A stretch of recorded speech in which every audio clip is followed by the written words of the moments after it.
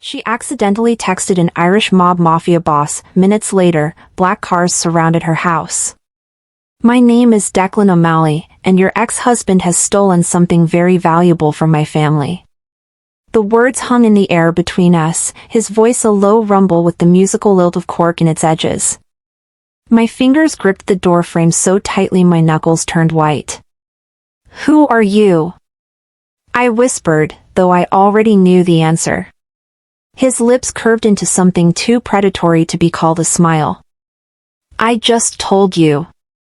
And now you're going to help me find Jason before my competitors do. Because if they find him first..." His piercing green eyes flicked toward my daughter's bedroom. "Let's just say their methods won't be as civilized as mine." In that moment, I realized my desperate text hadn't just reached the wrong number, it had reached the exact wrong person in all of Ireland. The man Jason had robbed. The man whose name I'd so carelessly dropped. And now he was at my door with black cars surrounding my home, all because of one mistaken text. One careless mistake that would change everything. The winter wind howled against my kitchen window, a mournful accompaniment to the rapid tapping of my fingers on my phone screen.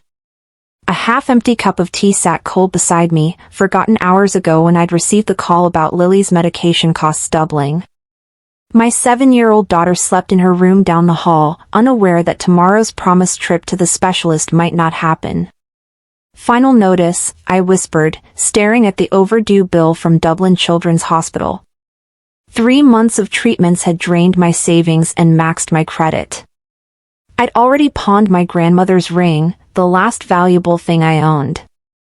The red numbers on the bill seemed to pulse in the dim light of my kitchen, 2,000 euros.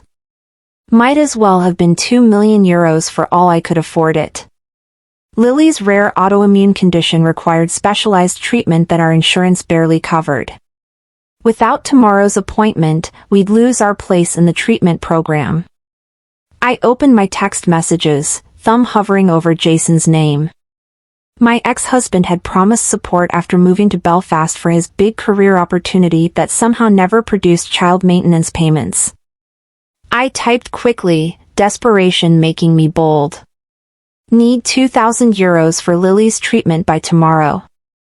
Can't wait anymore. I know about the O'Malley payment. Don't make me call them directly." An empty threat. Jason had mentioned the name during our last argument, boasting about some consulting work for a wealthy family that would solve all his money troubles. Just another broken promise from a man who collected them like trophies. I hit send, then immediately regretted mentioning O'Malley. Jason's temper was unpredictable on good days. Threatening him was foolish. But Lily needed that appointment, and desperate times called for desperate measures. My phone buzzed almost instantly. Not Jason's usual delayed response or excuses. "Who is this?" I stared at the screen, confusion replacing anxiety. The number wasn't Jason's. In my exhaustion, I'd tapped the wrong contact, probably a number I'd saved from a job application or service call. "Sorry. Wrong person. Please ignore." The reply came immediately, "What O'Malley payment?" My stomach twisted into a knot. "Nothing. My ex mentioned working for someone with that name. My mistake. Your name. Now." The commanding tone made my fingers freeze above the screen. Something felt terribly wrong about this exchange. The hairs on the back of my neck stood up. This was just a mix-up. "I'm sorry to bother you." 3 dots appeared, disappeared, then reappeared, address. It wasn't a question. My hands began to shake as I set the phone down without responding. The wind outside seemed to grow louder, scraping bare branches against the roof of my small rental cottage on the outskirts of Dublin. I moved to check on Lily, needing the comfort of her peaceful breathing. Her medication had finally controlled the worst of her symptoms, small mercies. I adjusted her night light, casting a soft glow across her freckled cheeks, so like mine. Her copper curls splayed across the pillow, one hand clutching her stuffed rabbit, Mr. Flopples. "I'll fix this," I whispered, brushing a strand of hair from her forehead. "I promise." Back in the kitchen, my phone buzzed repeatedly. I approached it cautiously, reading without touching, as if it might burn me. "I already know who you are, Fiona Byrne." My full name stared back at me. I hadn't given my name. 42, Heather Lane, Wicklow Outskirts. My address. "Your daughter's appointment is at 10 a.m. tomorrow." The phone slipped from my suddenly numb fingers, clattering against the worn linoleum floor. How could they possibly know about Lily's appointment? About her illness? My mind raced. Was this Jason playing some cruel game? Had I unwittingly texted someone dangerous? Jason had always been vague about his work, claiming business consulting, but I'd assumed it was just another of his fabrications. I peered through the curtains, half expecting to see someone watching from the country road that passed my isolated cottage. The moonlit landscape revealed nothing but bare trees and frost-covered fields. Then I saw it. A black Range Rover appeared at the end of my long driveway, headlights cutting through the darkness before extinguishing. The engine remained running, exhaust forming ghostly clouds in the freezing air. Another identical vehicle appeared behind it, then another from the opposite direction. Within minutes, 4 black SUVs had formed a perimeter around my small property. My phone lit up again, coming up. Not a question or request, a statement of fact.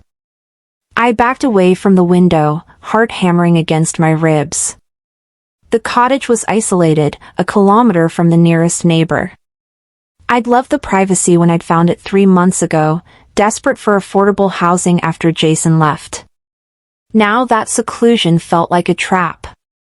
I considered calling the Gardaí, but what would I say?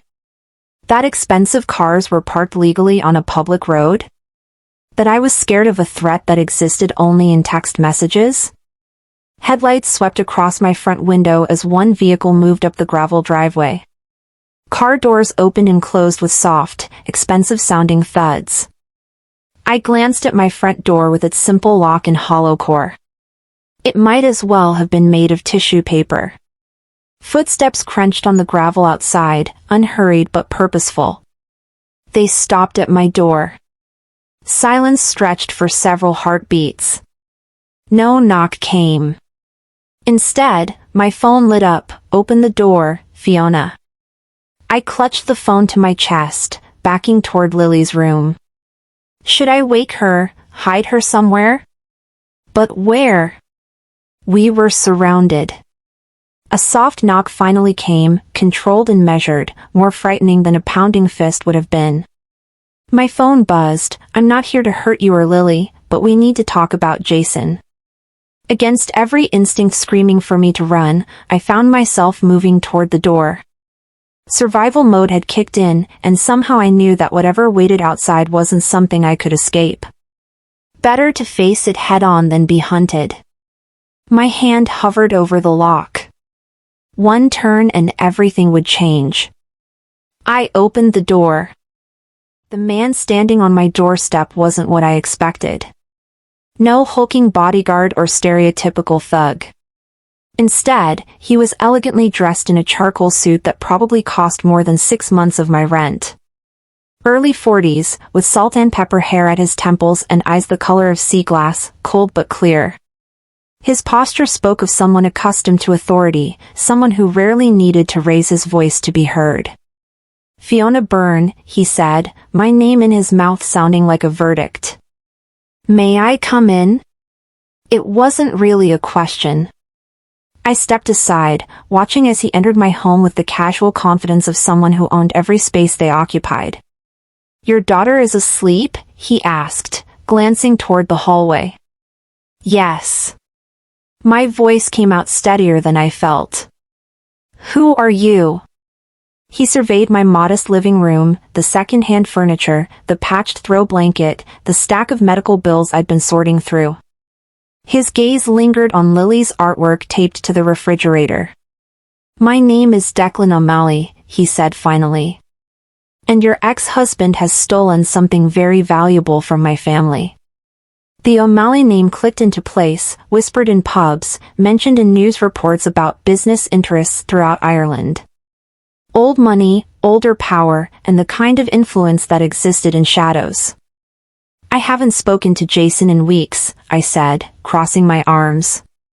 "Whatever he's done has nothing to do with me or my daughter." Declan's expression didn't change. 3 days ago, Jason Byrne accessed confidential financial records from my family's investment firm. He copied account numbers, security protocols, and client information worth millions. Yesterday, he disappeared. "That sounds like a problem for the Gardaí, not me." A slight smile touched his lips. "The Gardaí have their uses, but this is a family matter." "I'm not family," I countered. "No, but your leverage." He gestured to my phone. That text wasn't entirely wrong. Jason did receive payment from us, as an IT consultant with temporary access to our systems. Access he abused. My mind raced. Jason had mentioned a consulting job that would set us up for life. I'd dismissed it as another of his fantasies. "I don't know where he is," I insisted. "We're divorced." "He barely calls to check on his daughter." Declan studied me, his gaze uncomfortably perceptive. "I believe you. But Jason will contact you eventually. Men like him always return when they need something." "What makes you so sure?" "Because he left something behind." He nodded toward Lily's room. "Something he values, even if he doesn't show it." Anger flared in my chest. "My daughter is not bait." "No," Declan agreed, his tone softening slightly. "She's not. But she is why you'll help me." He removed an envelope from his jacket and placed it on my coffee table. "Your daughter's medical bills. Paid in full, including tomorrow's appointment and 6 months of treatment." I stared at the envelope, suspicion warring with desperate hope. "Why would you do that?" "Insurance," he replied simply. "I need someone with a vested interest in finding Jason quickly. Someone he trusts." "He doesn't trust me." "But he'll underestimate you." "Men like Jason always underestimate women like you." I bristled. "Women like me?" "Single mothers. Struggling. Seemingly powerless." His eyes met mine. "The most dangerous opponents are those who have everything to lose." Outside, the wind howled, rattling the windows. In the distance, I heard Lily cough in her sleep. "What exactly do you want from me?" I asked. "Information. When Jason contacts you, and you'll let me know. You'll find out where he's hiding and what he plans to do with my family's data." "And if I refuse?" Declan didn't blink. "The payment for Lily's treatment can be reversed as easily as it was made." The threat hung between us, unspoken but clear. My daughter's health for my cooperation. "You're asking me to betray my daughter's father." "I'm asking you to protect your daughter from her father's mistakes," he corrected. "Jason has stolen from dangerous people. Not just my family. If others find him first." He left the sentence unfinished. I thought of Lily sleeping down the hall. Of the treatments she needed. Of Jason, who had abandoned us both when things got difficult. "I'll help you," I said finally. "But I have conditions." Declan raised an eyebrow, seemingly amused by my audacity. "I'm listening." "Lily's medical care is guaranteed regardless of whether I succeed. And neither of us will be harmed, no matter what happens with Jason." He considered this, then nodded once. Agreed. But understand this, if you warn Jason or attempt to deceive me, our arrangement ends. Immediately and permanently. The weight of his words settled over me. I was making a deal with the devil to save my daughter. One more thing, I added. I want to know what Jason stole that's so important. Declan's expression hardened. Information that could destroy lives, including yours and Lily's. The less you know, the safer you are. Before I could respond, my phone buzzed with a text. I glanced down, my blood freezing when I saw the name. Jason. Declan noticed my reaction. Him? I nodded, reading the message. Fi, I need help. Things went bad. Can I crash at yours tonight? Just for a few days. It's important. Declan held out his hand. May I? I hesitated, then passed him my phone. His eyes narrowed as he read. Perfect timing, he murmured, handing it back. Tell him yes. Just like that? Invite him here? Just like that. Declan's smile didn't reach his eyes. But I'll need you and Lily elsewhere when he arrives. I'm not leaving my home. You will if you want to stay alive. His tone left no room for argument. Jason didn't just steal from me. He sold information to rivals who now want him silenced. Permanently. Fear coiled in my stomach. Who? People who won't care that a child lives here. He checked his watch. Pack a bag for you and Lily. Essentials only. My driver will take you somewhere safe. And then what? And then you'll help me find what Jason stole before it's too late for all of us. I wanted to refuse, to tell this man to leave my home and my life. But the reality of my situation crashed down around me. Jason had dragged us into something dangerous, and now Lily's safety depended on my next move. I need 10 minutes, I said. Declan nodded. I'll wait outside. As he turned to leave, I called after him. Why did you come yourself? Why not send one of your men? He paused at the door. I wanted to see what kind of woman would threaten the O'Malley family to save her child. His expression softened almost imperceptibly. Now I know. After he left, I moved quickly, packing essentials into a small duffel bag. Clothes, medications, Lily's favorite stuffed rabbit. My hands trembled as I typed a response to Jason, okay. When? His reply came instantly, few hours. Thanks, Fi. I owe you. You have no idea, I thought, gently lifting my sleeping daughter from her bed. She stirred but didn't wake, nestling against my shoulder as I carried her through the darkened house.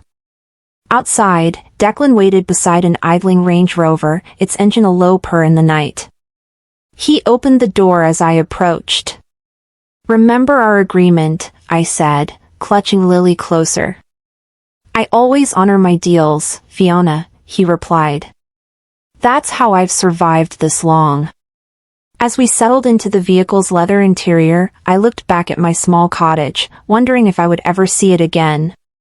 The headlights illuminated the frost-covered garden where Lily and I had planted flowers last spring, hoping to put down roots. Now those roots were being torn up, all because of one mistaken text. The car pulled away, carrying us into an uncertain future with a dangerous man who seemed to hold all the cards. What I didn't know then was that Declan O'Malley had his own secrets, and that before this was over, I would discover strengths I never knew I possessed. The safe house was nothing like I expected. No grim warehouse or sparse hideout, but a luxurious apartment overlooking Dublin Bay. Floor-to-ceiling windows revealed the city lights sparkling against the dark water, a view that would cost millions. You'll stay here until we resolve this situation, said the woman who introduced herself only as Siobhan. Tall and elegant with a no-nonsense demeanor, she wore her authority as comfortably as her tailored suit. The kitchen is stocked. Bedroom for you, another for your daughter. Security is downstairs and outside. Are you Declan's wife? I asked, settling a still sleeping Lily onto a plush sofa. Siobhan's laugh was sharp and brief. His sister. The sensible O'Malley. She handed me a new phone. Use this to contact us. Your old one might be compromised. After she left, I tucked Lily into the bedroom with its canopy bed that made her look even smaller. I placed Mr. Flopples in her arms, watching her curl around the stuffed rabbit. At least in sleep, she was spared the knowledge of how drastically our lives had changed in a single night. I returned to the living room, staring at the city below. Somewhere out there, Jason was heading toward our cottage, unaware of the trap awaiting him. Despite everything, I felt a twinge of guilt. He was Lily's father, regardless of his failings. My new phone buzzed with a text from an unlisted number. He's arrived. Alone.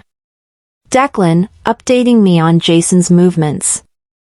I imagined my ex-husband entering our empty cottage, calling out, finding no one home despite my promise. What would happen when Declan's men confronted him? Another text came through, situation contained. He's being brought to you. My heart raced. I hadn't expected to face Jason so soon. What would I say? How could I explain my alliance with the very people he'd stolen from? An hour later, the apartment door opened.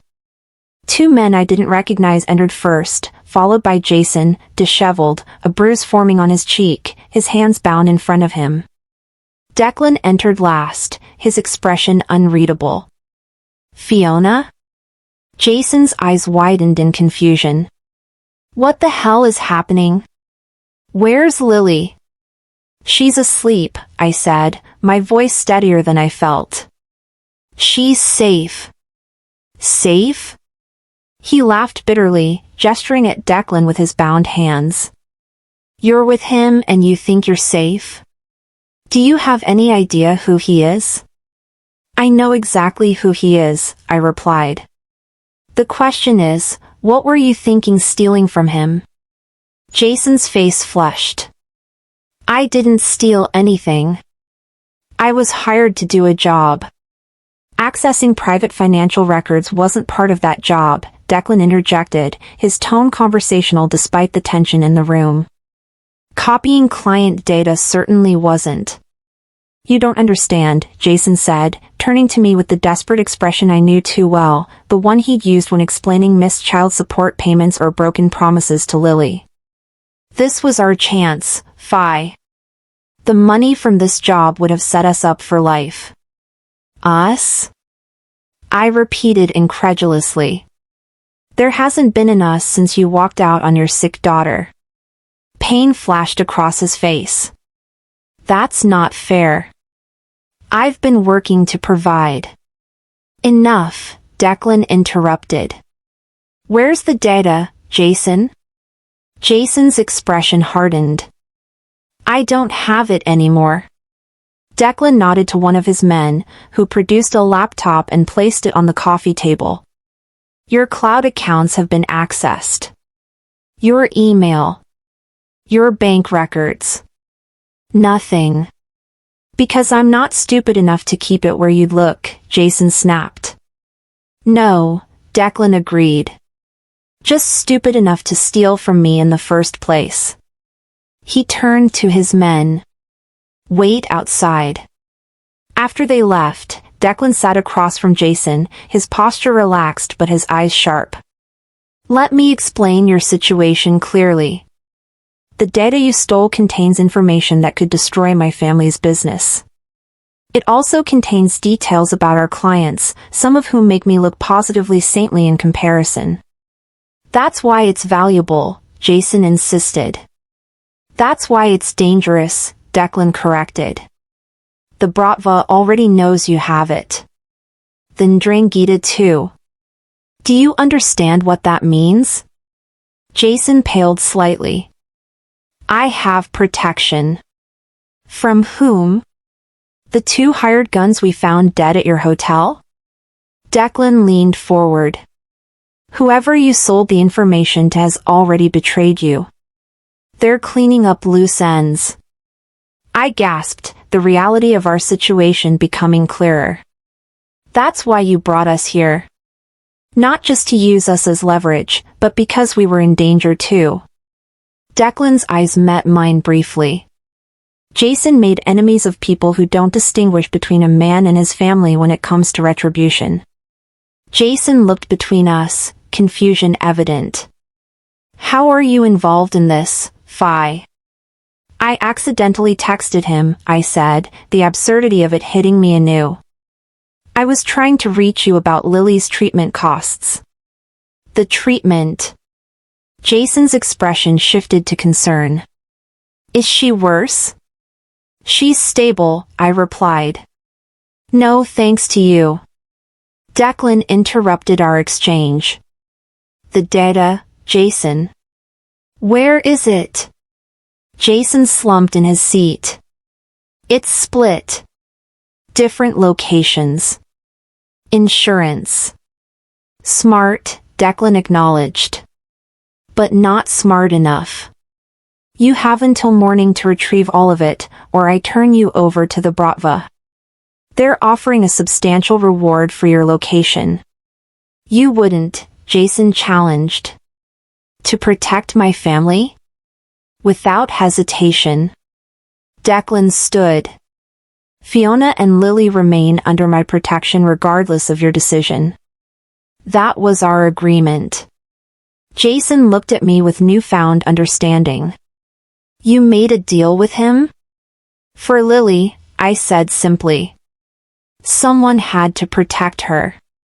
The accusation hung between us, years of resentment distilled into those few words. Jason looked away first. I need access to my equipment, he muttered. And assurances that I walk away from this. You'll have your equipment, Declan said. As for walking away, that depends on whether the data is intact and whether you've made copies I don't know about. Jason nodded reluctantly. Fine. Declan checked his watch. We leave in an hour. Fiona, a word outside? I followed him into the hallway, closing the door behind us. He's lying, Declan said without preamble. He's stalling. How can you tell? Because I've been lied to by experts. Your ex-husband isn't one. He studied me.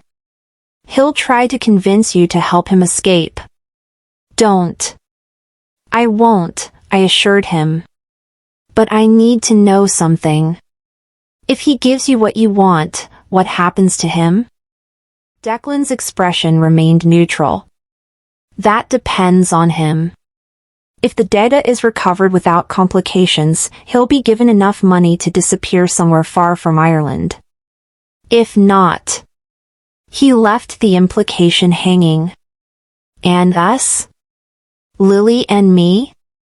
As I said, our agreement stands regardless. Lily's medical care is guaranteed. You'll be compensated for your assistance and given protection for as long as necessary. I searched his face for deception but found none. Why? You could have handled this without involving me at all. Something shifted in his eyes, a momentary softening. Perhaps I recognized something in you. A parent who would do anything to protect their child. He glanced away. I have a daughter too. Younger than yours. The admission surprised me. Somehow, I hadn't imagined this dangerous man as a father. What's her name? I asked. Maeve, he replied, a genuine smile briefly transforming his face. She's 5. Before I could respond, the apartment door opened and Siobhan emerged, her expression tense. "We have a problem," she said to Declan. "The Bratva found Jason's hotel. They're searching for his associates." "How?" Declan demanded. "Someone talked. One of the hotel staff, maybe." She glanced at me. "They know about Fiona and the child." Cold fear washed over me. "Lily is safe," Declan assured me. "But we need to move you both immediately." He turned to Siobhan. "Prepare the Carey house." "Already done," she replied. "Cars waiting downstairs." Declan nodded. "Get Jason ready for transport too. Separate vehicles." As Siobhan disappeared back into the apartment, Declan turned to me. "Pack your things. You're leaving Dublin tonight." "What about the data?" "Jason will come with us, under guard." His expression hardened. "The situation has escalated. We can't afford to wait." I hurried back inside to wake Lily and gather our few belongings. Jason watched me from the sofa, his expression unreadable. "What's happening?" he asked. "We're moving," I replied, not meeting his eyes. "The people you sold the data to are looking for us." He had the decency to look ashamed. "Fie, I never meant for this to touch you or Lily." "You have to believe that." I paused, finally looking at him directly. "The problem, Jason, is that I do believe you. You never mean for your actions to hurt us, but they always do." His face fell. "I can fix this." "No," I said, surprising myself with my certainty. "This time, I'm fixing it. For Lily." As I turned away to wake our daughter, I caught Declan watching our exchange, a flicker of something like respect in his eyes. Within 20 minutes, we were in a convoy of black SUVs speeding through the night, leaving Dublin behind. Lily dozed against my shoulder, mercifully unaware of the danger surrounding us. In a separate vehicle ahead, Jason was being transported with the equipment he needed to retrieve the stolen data. I stared out at the dark Irish countryside rushing past, wondering how my life had changed so dramatically in less than 24 hours. One mistaken text had thrust me into a world of danger I never imagined, a world where mob bosses paid my daughter's medical bills and ex-husband stole secrets worth killing for. Yet strangely, for the first time in months, I felt a sense of control. Not over the circumstances, but over my response to them. I had made a choice to protect Lily at all costs, and I would see it through. Beside me, Declan O'Malley sat in silence, his presence both threatening and reassuring.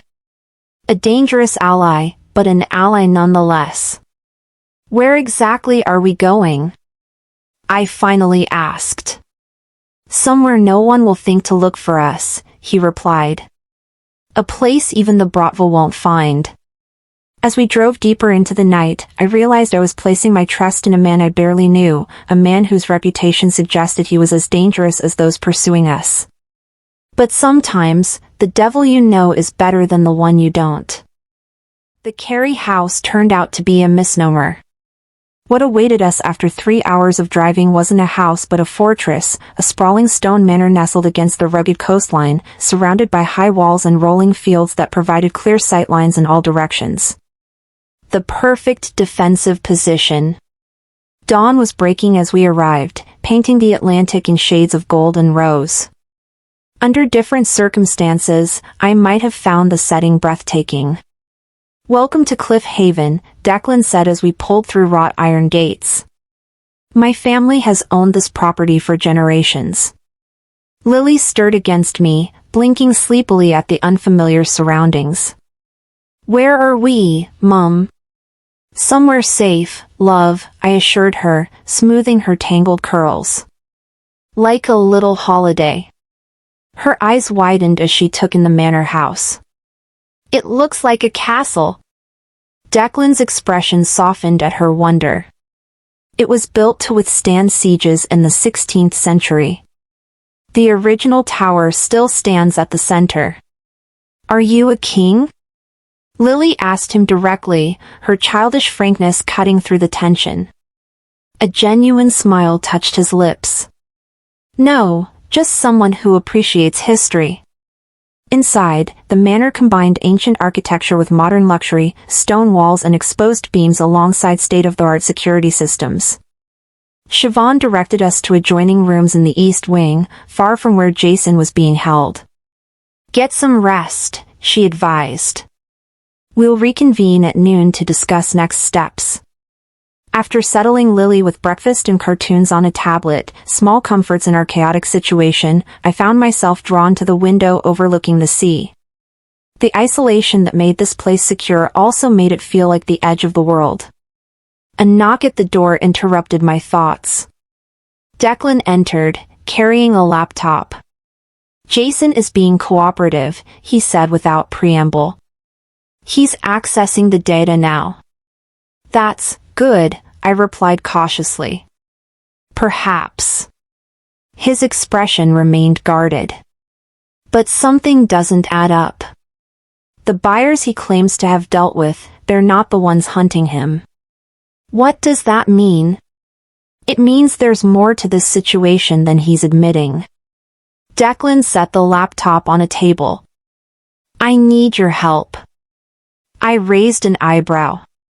With what? I don't know anything about financial data or whatever Jason stole. No, but you know Jason. His patterns, his tells when he's lying. He opened the laptop, revealing a video feed of Jason working at a computer, guards flanking him. Watch him. Tell me what you see. I studied my ex-husband on the screen. Despite the circumstances, he worked with the focused intensity one remembered from our early days together, before disappointment and resentment had eroded our marriage. His fingers moved confidently across the keyboard, occasionally pausing to run through his hair, a nervous habit I recognized. He's anxious but focused, I observed. The hair thing, he does that when he's under pressure but feeling confident about his skills. Declan nodded. What else? I watched longer, noticing the subtle shifts in Jason's posture, the way his eyes occasionally flicked to something off-screen. He's waiting for something, I realized. Or someone. He keeps checking the time. Declan's expression darkened. As I suspected. He closed the laptop. Your ex-husband isn't just retrieving the data, he's sending a signal to his real partners. Who? That's what we need to find out. He moved toward the door. Stay with Lily. Don't leave this room until I return. After he left, I sat beside my sleeping daughter, anxiety gnawing at me. Whatever Jason had involved himself in was clearly more dangerous than even Declan had initially believed. And now we were all caught in the middle. Hours passed. Lily woke, and I did my best to maintain normalcy, playing games, reading stories from books found on the shelves. She accepted our strange surroundings with the resilience of childhood, treating it as an adventure rather than an escape. Is Daddy staying in the castle too? She asked as we colored pictures by the window. I hesitated. Yes, but he's busy working right now. Is he fixing his mistake? The one that made the man with green eyes angry? Children noticed more than adults gave them credit for. He's trying to, I answered honestly. She nodded sagely. Daddy always makes mistakes. But you always fix them. The simple truth in her observation struck me deeply. How long had I been cleaning up after Jason's messes? Making excuses for his absences? Shielding Lily from the reality of his unreliability? A commotion outside drew my attention. Through the window, I saw vehicles approaching, not the black SUVs of Declan's organization, but rugged military-style jeeps moving with purpose. My door burst open as Siobhan entered, her usual composure replaced by urgent efficiency. "We need to move. Now," she ordered, already gathering Lily's things. "What's happening?" I asked, lifting Lily into my arms. "Your ex-husband's partners found us." Her expression was grim. "And they brought friends." She led us through a series of corridors and down a narrow staircase that seemed to descend into the heart of the ancient structure. The stone walls grew older, rougher as we descended. "Where's Declan?" I asked as we hurried through the dimly lit passage. "Buying us time," she replied tersely. We emerged into what appeared to be an old wine cellar, now repurposed as a secure room with modern steel doors and surveillance equipment. 2 armed men stood guard. "The tunnel is prepared," one reported to Siobhan. "Tunnel?" I echoed. "Smuggler's Passage," she explained, moving toward a bookcase that concealed another doorway. "Built during the famine years. It leads to a cove half a kilometer down the coast." "What about Jason?" I asked, surprising myself with my concern despite everything. Siobhan's expression hardened. "He's the reason we're in this situation. He activated a tracking program while pretending to retrieve the data." "He betrayed us," I whispered, the realization settling like ice in my stomach. "He betrayed you," she corrected.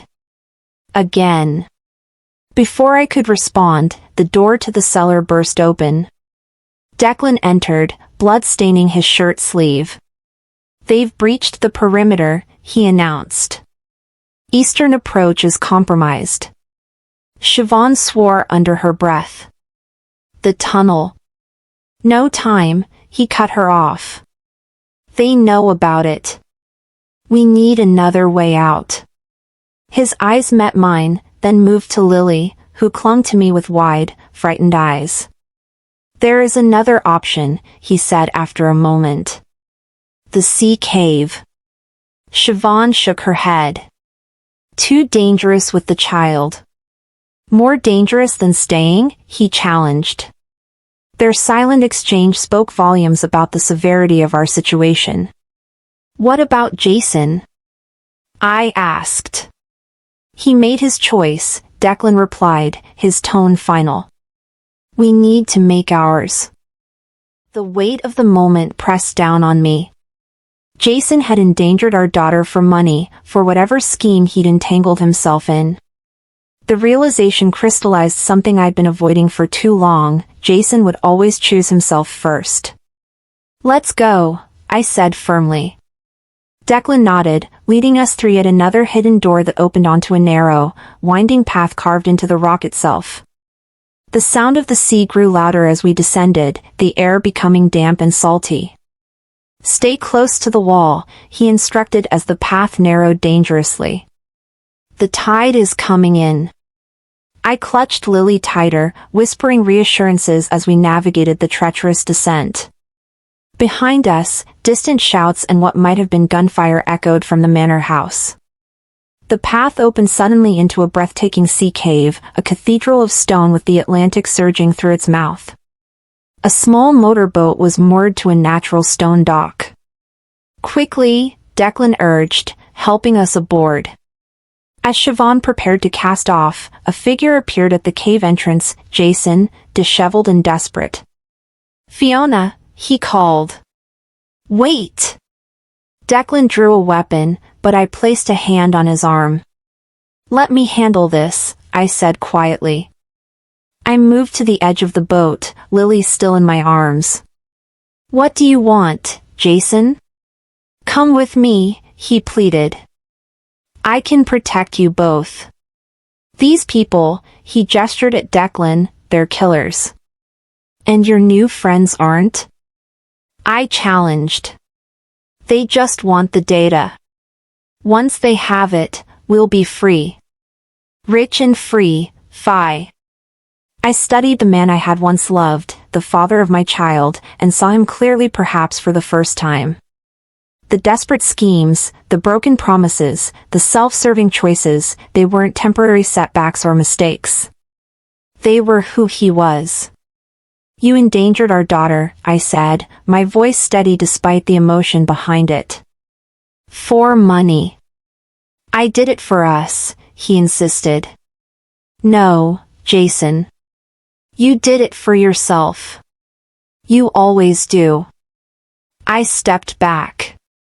Goodbye. His face contorted with anger. You can't take my daughter. Watch me, I replied, turning away. What happened next seemed to unfold in slow motion. Jason lunged toward the boat. Declan moved to intercept him. A struggle. A shot rang out, not from Declan's weapon, but from the cave entrance where figures had appeared. Jason fell, clutching his side. More shots followed as Declan pushed me down, shielding both Lily and me with his body as Siobhan started the engine. The boat surged forward, out of the cave and into the open sea, bullets striking the water around us. I held Lily close, her face pressed against my shoulder to shield her from the violence. When I looked back, the cave was receding in the distance, Jason's fate unknown. He's made his bed, Declan said quietly, following my gaze. Now we ensure you and Lily don't have to lie in it. Hours later, after a harrowing journey along the coast and a helicopter ride to a private airfield, we found ourselves on a plane bound for a destination Declan wouldn't disclose. It's safer if you don't know until we arrive, he explained. New identities will be waiting. A fresh start. Lily slept across 2 seats, exhausted by the day's events. I watched her peaceful face, marveling at her resilience. Why are you helping us? I asked Declan, the question that had been nagging at me since this began. The data is compromised. Jason betrayed you. You could have left us behind. He was silent for a long moment, his gaze distant. When you texted me by mistake, you were trying to save your daughter. You were willing to threaten people you knew were dangerous because she needed you. He looked at me directly. I respect that kind of courage. It wasn't courage, I admitted. It was desperation. Sometimes they're the same thing. He glanced at Lily. She reminds me of Maeve. Same spirit. Will you see her again? Your daughter? Pain flickered across his face. When it's safe. This business with Jason exposed vulnerabilities in my organization. Until those are addressed, distance protects her. I understood then that despite his power and wealth, Declan O'Malley faced the same fundamental challenge I did, keeping his child safe in a dangerous world. What happens now? I asked. You start over. New names, new history. Somewhere beautiful where Lily can grow up without looking over her shoulder. He handed me an envelope. Everything you need is in here, including access to funds for her medical care. I opened it, gasping at the figures I saw. This is too much. Consider it payment for services rendered, he said with a slight smile. An insurance against future complications. As the plane carried us toward our new life, I reflected on how a single mistaken text had changed everything. I had lost my home, my identity, possibly even my country. But I had gained something too, freedom from fear, from constant struggle, from Jason's destructive orbit. Most importantly, I had secured Lily's future. Declan O'Malley, the dangerous man who had appeared at my door just days ago, watched the sunrise through the plane window, his profile etched against the golden light. Not a savior, not a villain, but something more complex, a mirror reflecting my own determination to protect what mattered most. Thank you, I said simply. He nodded, understanding in his eyes. One parent to another. Below us, the Atlantic stretched endlessly, washing away the past with each wave. Ahead lay uncertainty, but also possibility, a new chapter written by my own hand. All because of one mistaken text to an Irish mob boss who turned out to be a father too. Sometimes our greatest mistakes lead us exactly where we need to go.